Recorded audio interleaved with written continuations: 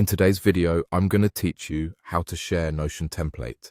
If you've created a template you're proud of and want to collaborate, gather feedback, or simply hand it off to a teammate, sharing it the right way ensures the right people have the right level of access.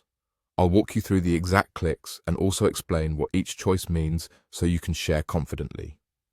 First, open the Notion website in your browser and sign into your workspace. Once you're in, navigate to the page that contains your template. This could be in your sidebar, inside a folder, or pinned to favorites. Make sure you've opened the template page itself so you're sharing the correct content. If your template is part of a larger page, open it directly so the share options apply to this specific template. Look to the top right corner of the page and click the Share button. This opens the sharing panel. In the invite field, type the email address of the person you want to share your template with. Notion will try to auto-complete if they're already in your workspace, but you can type a full email if they're new. After selecting the person, choose what they're allowed to do. If you pick comment, the recipient can view your template and leave comments or suggestions without changing the actual content. This is ideal for collecting feedback, reviews, or approvals while keeping your original structure intact.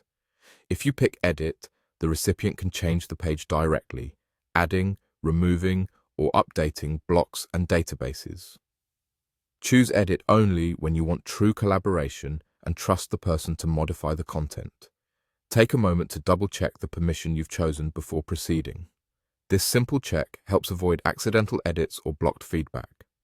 Once you've selected the email and set the permission to comment or edit, share the page from this panel. The recipient will get access and can open the template right away from the link they receive. A few quick tips as you wrap up.